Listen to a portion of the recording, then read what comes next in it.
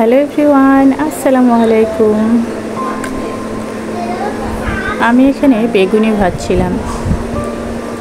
আজকে বাসায় এই বেগুনিটা বানাবো, আর অন্যান্য ইফতারগুলো আমরা বাইরে থেকে কিনে আনবো।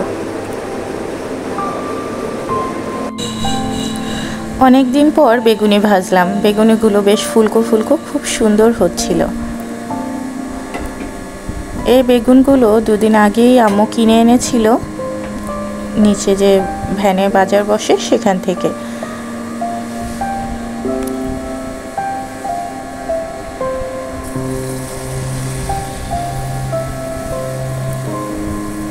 আর এই যে দেখতে পাচ্ছ, এটি আমার ছোট্ট শখের কড়াই।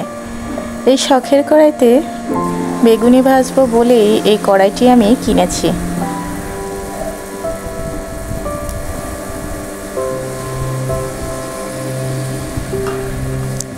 আমার এ ধরনের ছোট হাঁড়ি পাতিল ভীষণ ভালো লাগে।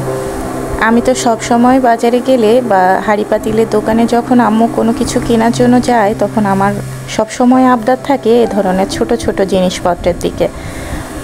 আমি এগুলো নিয়েই সব সময় কাজ করতেও পছন্দ করি, আবার এগুলো আমার দেখতেও ভালো লাগে।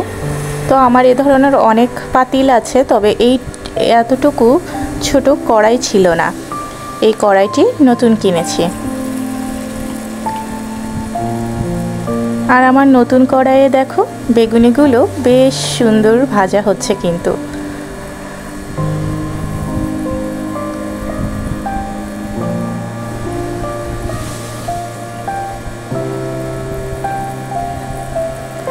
এরপর একদিন গিয়ে ছোট্ট একটি খুন্তি কিনে নিয়ে আসতে হবে। আজকে আম্মুর এই কাঠের খুন্তি দিয়ে কাজ চালিয়ে নিলাম, তবে এরপরে ছোট্ট একটি খুন্তি কিনে নিব এ ধরনের ছোট হাঁড়ি পাতিলে কাজ করার জন্য। জানালা দিয়ে বাইরের দৃশ্য দেখছিলাম আর বেগুনি ভাজছিলাম।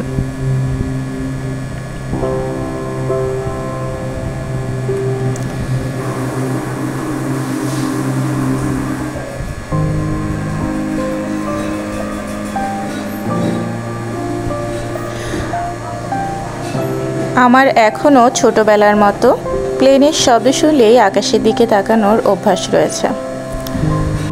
আমি যখন বেগুনি ভাজছিলাম তখন হঠাৎ শুনলাম প্লেনের শব্দ, আর ওই যে যেই ভাবনা সেই কাজ, তাড়াতাড়ি দেখা শুরু করলাম আকাশে সত্যি প্লেন যাচ্ছে কিনা আর সেটা এদিক দিয়ে দেখা যায় কিনা।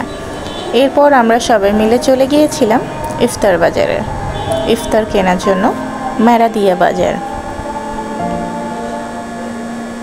অনেক দিন ধরেই ভাবছিলাম এখানে আসব, তবে আশাই হচ্ছিল না।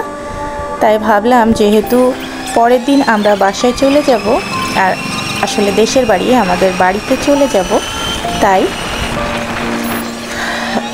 বাজারটা ঘুরেই আসি, ইফতার বাজার দেখে আসি কেমন জমজমাট হয়েছে মেরাদিয়ার ইফতার বাজার। যা হোক, সেখানে গিয়ে একটা দোকান থেকে আমরা অনেকগুলো ইফতার নিয়েছি। এরপর আমরা বাসার দিকে চলে যাচ্ছি। এখানে ছিলাম আমি, আম্মু, আপু, আপুর 2 বেবি, সবাই মিলে অনেক মজা করে গিয়েছিলাম ইফতার কিনতে আর দেখতে, দুটোই।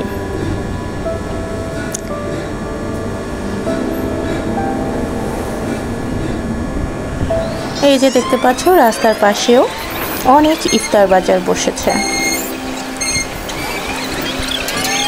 বিকালের এই সময়টাতে রাস্তায় ভিড় থাকে এই ইফতার বাজারগুলোর জন্যই।